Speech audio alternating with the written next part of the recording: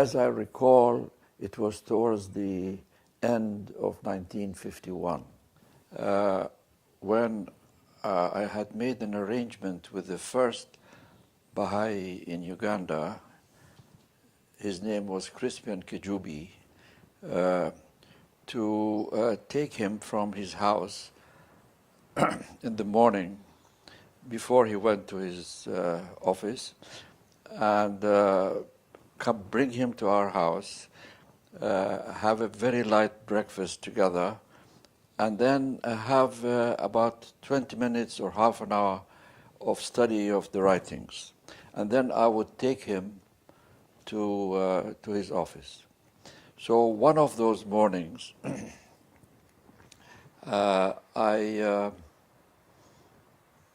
Crispian told me, stop the car, stop the car. I did, and he said, he pulled the window down and he called Enoch, Mr. Olinga. He called him and he was walking on the sidewalk, I suppose going to his own office. And he called him and he said, this is the man I told you about. And he had spoken to him about the faith and about me. And so he asked me if he could invite Mr. Olinga to sit in the car and join us that particular morning to our house. I said, of course. So that was when I met Enoch for the first time. From that time onwards, he would come to our house. I must say that our house and the house of the Bananis, we lived together on 3 Kitansi Road in Kampala. And I found out that his home was not very far from our home. So it was easy for him just to walk over from his house to come to our house. And I saw from the very beginning that although Luganda was not his native language, but he was so proficient in English, and he was able to help Crispian Kejubi, who was a member of the Baganda tribe, another tribe, not Enoch Olinga's tribe, which was Ateso, in translating prayers from English into Luganda. And he was helping a Muganda person as to the right words to be chosen in that particular language from the English text. So he became very involved in service even before he had become a Baha'i. But he became a Baha'i as a result of a pilgrimage undertaken by Mr. and Mrs. Banani to go to the Holy Land. And those of us who were in Kampala, including the Bananis themselves, we thought that it would be a good idea for the Bananis to carry a letter from the Baha'i group in Kampala requesting Shoghi Effendi to pray for a public meeting that we were planning to have during the pilgrimage of the Bananis in Haifa. And we had chosen Sunday because it was convenient from our point of view. We chose a time which would be normally suitable and would coincide with the time when Shoghi Effendi would be going to the shrine with the pilgrims. So we wrote such a letter, and the Bananis carried the letter and submitted the letter to Shoghi Effendi. And Shoghi Effendi said yes, that he would pray on that particular day. And we had the meeting in our home, and we invited really all the contacts that we had at that time, and the room was full. Even people were sitting on the carpet. We had the usual program of prayers and then reading from one of the talks of Abdul Baha, and then a brief talk, and then time for questions. And we were expecting really mass conversion to happen right there in this room, because we were aware that Shoghi Effendi was praying. But actually nothing happened on that day. And so we were very disappointed. And everybody left. So we were sitting in the room. There was Violette, and there was Mr. Hainsworth, who was a Baha'i pioneer from the British Isles, and myself. And it was about, I think, 7 or 7:30 in the evening. And we heard a knock at the door. We opened the door and we saw this young man. It was Enoch. He said, "May I come in? I have a few questions that I've been wondering about," and so on. We said, "Of course you're coming in." He came in and he sat, and most of his questions were based on biblical passages and prophecies. And he wanted to see what the Baha'i point of view would be on such passages in the New Testament. And we tried our best, and we offered some answers to him. And he seemed to be quite satisfied. And then there was a moment of silence. And then he said, "I have yet another question. How does one become a Baha'i?" I will never forget that moment when he asked this question. I looked at Violette, I looked at Philip Hainsworth, and I looked at myself, and I saw that all three of us had tears in our eyes. Because this was the culmination, this was the climax of the event of the day. So I don't know whether Mr. Olinga noticed our tears or not, but we explained to him. In those days, it was not easy to become a Baha'i in Uganda. We didn't have declaration cards, we didn't have any assembly. Everything had to be referred to the British National Spiritual Assembly. And so we explained to him that he has to write a letter to the British National Assembly expressing his feelings about the faith, and then the National Assembly will decide. It was not an easy thing for a Ugandan to accept that even in the Baha'i faith, everything had to be referred to London. Because Uganda at that time was a British protectorate and everything had to go to London. So here the Baha'is are coming with a world religion, and again, a letter has to go to London and so on. But it was not a real test. He was able to overcome that test. And he said he understood. So that's how he left us that evening. Of course, we were delighted when we were alone and we were discussing this whole thing. Well, very early in the morning, before he went to his work, there was a knock at the door, and there was Enoch with his letter. And he delivered his letter and then went to his work. We were delighted. We immediately, of course, sent the letter to the National Spiritual Assembly in London, and very soon we received a reply saying that he was welcome into the Baha'i community, and his declaration of faith was accepted and approved. So that was the beginning.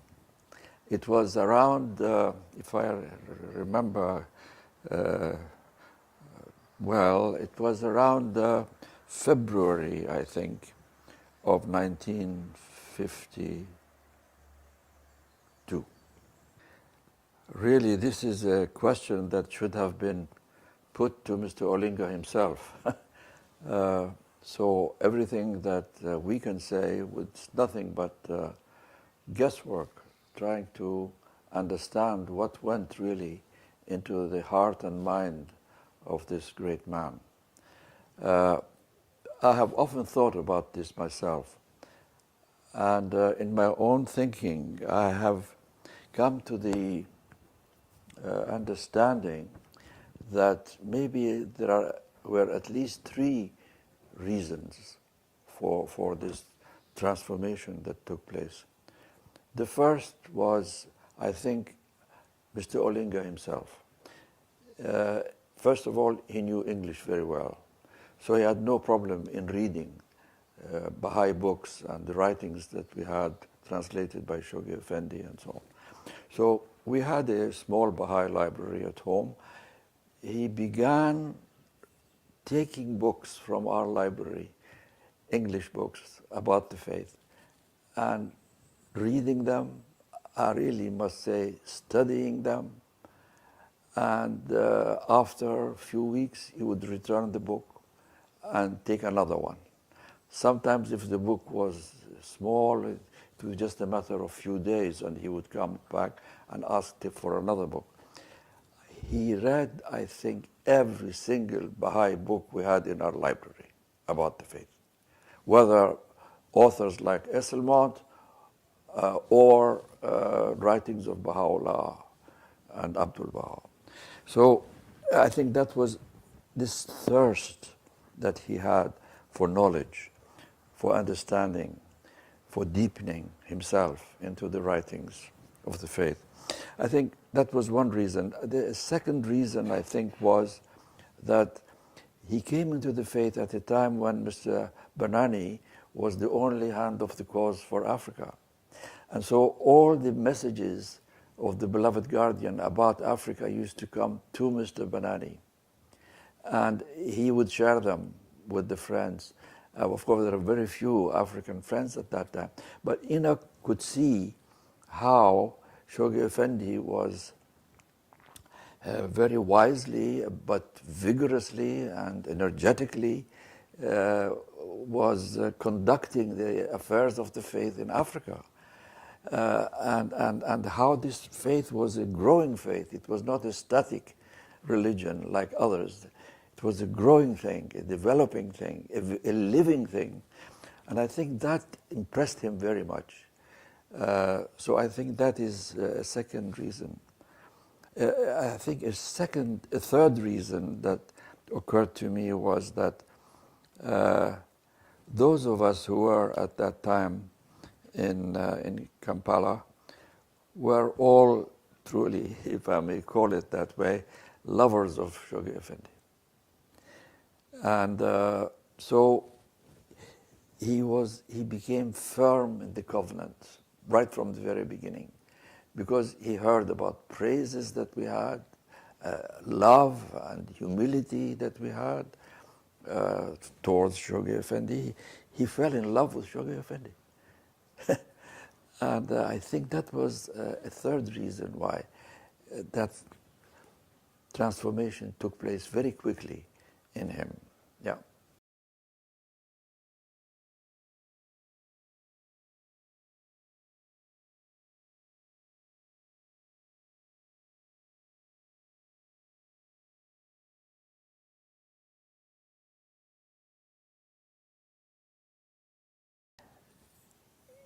There was a cable from Shoghi Effendi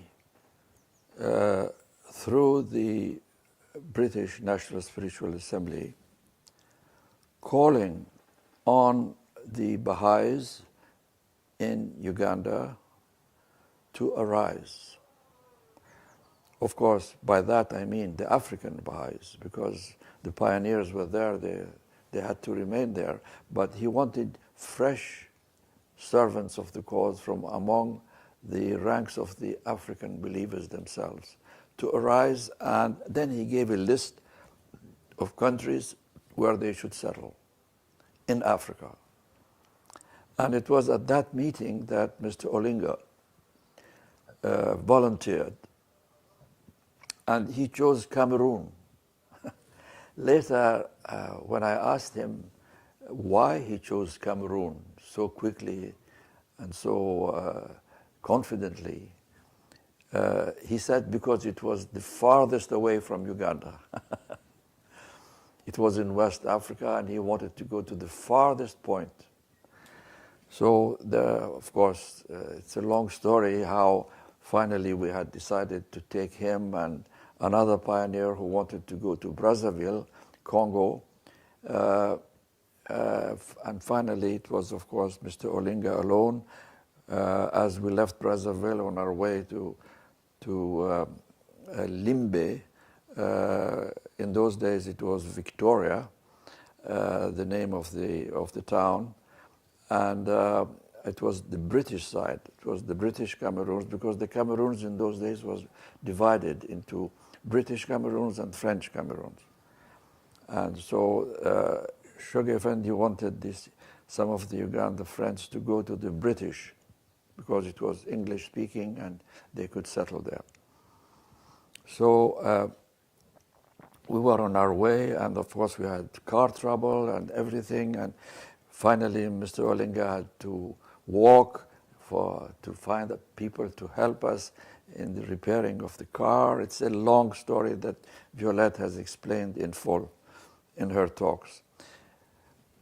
So here was Mr. Olinga, having walked the whole day in the bush. We hired a local man to go with him, and he was so tired. He told us later on that at the end of the day, he was thinking to himself, why have I come here? I have left my family in Uganda. I've come here in the jungles of Cameroon and different countries, and why am I here? He said he was talking to himself that night, but he was so tired he slept. He says, that night I had a dream, and his dream was something like this. He said he felt he was in the mud, had fallen into the mud, and he was lying there. And then he saw Shoghi Effendi in his dream. Shoghi Effendi held his hand and pulled him out of this mud and sat him next to him. And then he put his hand on Mr. Olinga's feet, and he said, I am so pleased with you.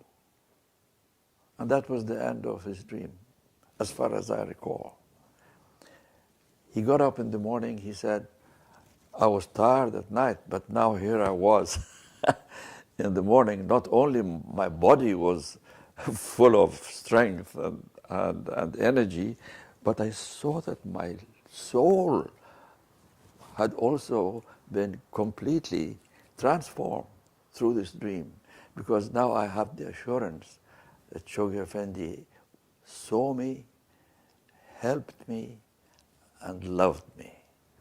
And that sense really made a major change in my thinking and in my attitude, not only towards the faith, but also towards the person of Shoghi Effendi. And I think that made a big difference in his life.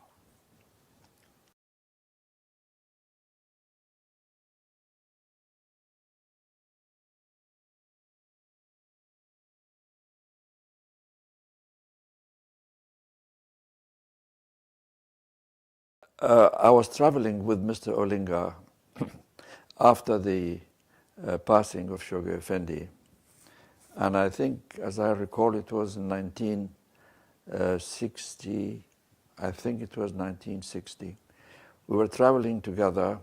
We arrived in Ethiopia, in Addis Ababa, and there was a very active Baha'i community there, and wonderful pioneers there, and they were longing to see this first African, truly African hand of the cause of God. But Mr. Olinga fell ill, and already the announcement had been made that he was going to come, and of course, in those days, the meetings were held in homes. The meeting was held in the house of Mr. Jamshid Bonajem, and it was full. All the friends had come. They were waiting to see him. Now, next to this house was another house belonging to another pioneer. It was the house of Mr. Fuad Ashraf. And that's where Mr. Olinga was staying, in that house. I was staying in Jamshid Munajjim's house. He was staying in the house of Mr. Ashraf, very close to, almost in front of each other. And he fell ill. He had fever. So Mr. Munajjim, I was in the room talking to Mr. Olinga when I saw Mr. Munajjim coming into the room to see how his condition was so that he can report to the friends. He came to him and Mr. Munajjim also loved jokes himself. So he said, Mr. Olinga, I understand you like very much jokes. Do you mind if I tell you a joke? He said, very good. So he started telling him this little story. He said there were two friends, and these friends were talking about their own servants. And they said that their servants were so stupid, so uneducated, they just didn't understand so many important things. And everyone was telling the other that his servant was more stupid than the other. Finally, they agreed that they will have a test. So the two servants were outside. So they called them one at a time. So one of them came in. His boss told him, you know where the Volkswagen garage is? He said, yes. He said, I want you to go there and reserve for me a car, a Volkswagen car. And if they want any payment to be made, here. He pulled out some money and he gave it to him. It was only 10 Ethiopian dollars in those days. He said it was really almost 1 or 2 American dollars. So he said, yes, sir, I will go and do what you say. So he went out. Mr. Olinga was following, of course, this story to see how it was developing. So the boss said, you see, he doesn't think. I give him little money. How can anybody accept such money to reserve a car? He doesn't realize that. He says, yes, I will go with him.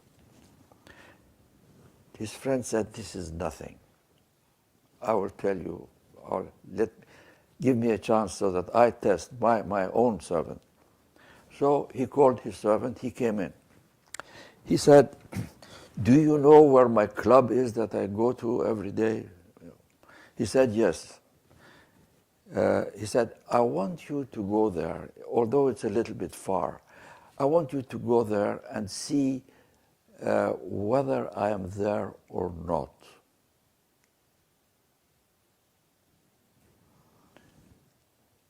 The servant listened. He said, yes, sir, I will do that. Mr. Olinga really was very surprised that such a question and such a stupid answer. He was sitting, he sat up in his bed at this point. So this man went out. So you see, it was obvious that the second fellow was more stupid than the first one. But what they did not know, Mr. Munajjim said, that the two servants outside were also having an argument. Their argument was, which of our two bosses is the more stupid? The first one said, now Mr. Olinga really became interested at that point. He was all eyes, all ears. He wanted to know what's going to happen. So he said, the first man said, he gives me money to go and reserve a Volkswagen car for him.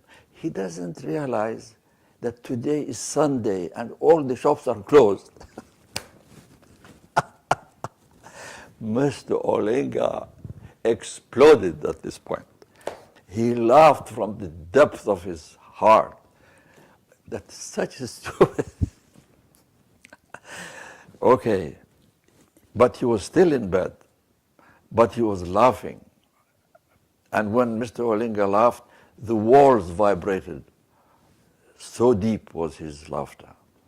So loud was his laughter. Anyway, so the other man was telling him, this is nothing. What do you say? All right, Sunday, he has forgotten it's Sunday. Look, he tells me to go all the way to his club to find out whether he is there or not. Okay, there is the telephone, he can check that himself. At this point, Mr. Olinga could not bear it anymore. He jumped out of his bed. And he rolled, actually physically rolled over the carpet, laughing all the time, holding his sides and laughing from the depths of his whole being. He could not resist this story. And but as a result, he perspired. This laughter and this movement on the floor and so on, he perspired. And he said that I must have a shower. We all waited. He went to have his shower. He came out. He says, I'm fine. My fever is gone. I don't feel anything. I feel strong and I'm ready to go and meet the friends. And he actually went to the meeting and he gave a wonderful talk to the friends. That story I will never forget. Later on, believe me, he used to tell me whenever he saw me, he would come to the Holy Land on visits and so on, he would say, Ali, you remember the two servants outside, they were having an argument? Yes, I think that story is something that I will never forget.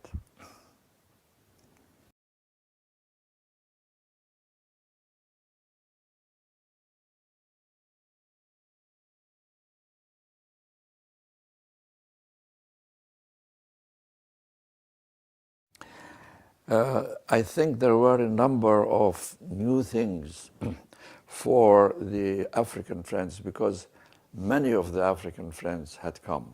In fact, over 50% of the attendants at that conference were African Baha'is from different parts of Uganda.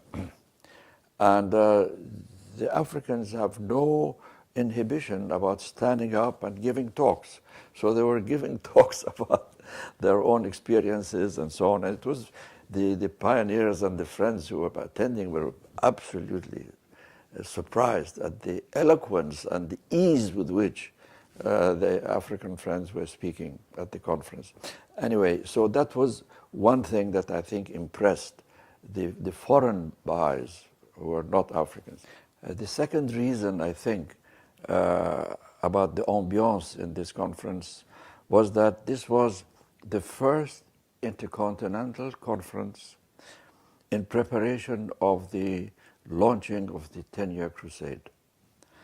And Shoghi Effendi had sent a special message to that conference and in which he outlined the goals that had to be achieved on the African continent and the islands surrounding the African continent.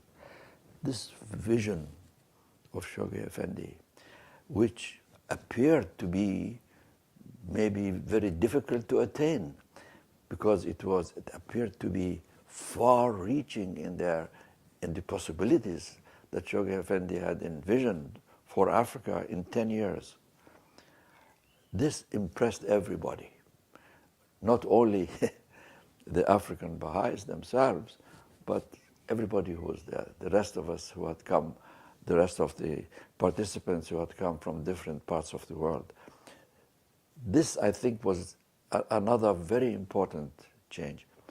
Another thing that I also noticed was the reverence with which the African friends viewed the portrait of the Bab. Because Africans have a sense of reverence for the sacred that maybe most of us in the West, and maybe in some parts of the East even, which have been affected by materialism and so on, we have forgotten the meaning of reverence. But the Africans had this sense of reverence, respect for something which was sacred. So when they would be passing by the portrait of the Bab, they were not only viewing the face of the beloved and blessed Bab, but they would bow. Some of them would kneel down. Even one or two of them would prostrate themselves before that portrait. This was something that touched everybody, to see the degree to which they had this love, this great reverence for the Bab.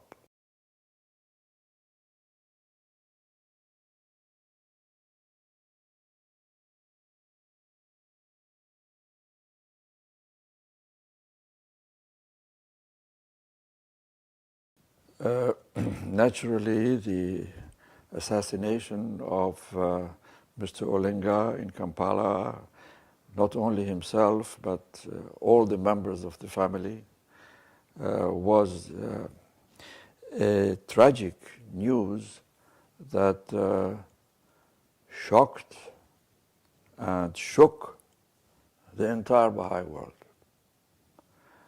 And because Mr. Olinga, as a hand of the cause, had traveled to all the continents. He was not only in Uganda because of having been appointed as a hand of the cause. During the interregnum, the hands decided that all the hands should be traveling everywhere.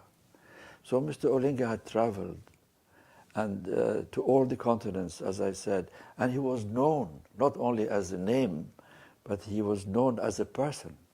And he became loved by everybody. And so the news really stunned the Baha'i world. And there was deep grief everywhere. So, of course, we can never know what is the reason for such a tragic event. But during that period in Uganda, there was a lot of political upheaval and unrest. And it was the end of the Idi Amin regime. And so many people were trying to form new government, and there were political ideas. And at that time, many of the outstanding Africans were assassinated. Mr. Olinga was one of them. So it could be that it was not because of the Baha'i faith. It was because of the turmoil that was going on in the country, because they didn't want important people to be too many people, such people around. So they wanted to kill them so that some of the political parties or one of the political parties would have prominence and success in their own propaganda campaign for establishing the new government. So I think there may be a link there, but frankly, I was not the only person. I think that many of the friends found this very difficult to accept and understand. And it was, as I was saying, it was a shocking news for everybody. But if I may, I have thought about this very much. This is a mystery. To me, it's a mystery. It's a mystery that cannot be unraveled or explained. I think that I'm of course giving you just my own assumption. It doesn't mean that it would be right or wrong. I don't know. But the first black hand of the cause was not Mr. Olinga. Mr. Olinga was the first African hand of the cause, who was also black, of course. But the first black hand of the cause was Louis Gregory in the United States, who was deeply loved by Abdul Baha, trusted by him, as well as by Shoghi Effendi. He died at a time when Mr. Olinga had just become a Baha'i. And in his cable, when Shoghi Effendi conveyed his sentiments about Mr. Gregory, towards the end of his message, as I recall, he pointed out that it was his hope that the death of Mr. Gregory would be an opportunity for a generation of new African believers to appear and to arise in service to the cause. So I think this cable, as I remember, had a great effect on the minds and hearts of the African believers, that now Mr. Gregory has passed away, now it's their turn to arise in service to the cause. And I think also when Mr. Olinga passed away, there was a similar feeling among the Baha'is that, all right, now our one African hand has passed away, let us now arise. The youth, especially the Baha'i youth of Africa, it shook them, it inspired them, it led them, I think, to the need to arise and shine like Mr. Olinga did. So we needed more Olingas to arise. And I think many Olingas have risen in Africa. And we are so glad to see the rising generation of African friends all becoming so dedicated, so devoted, so selfless, so brave in their services to the cause of Baha'u'llah.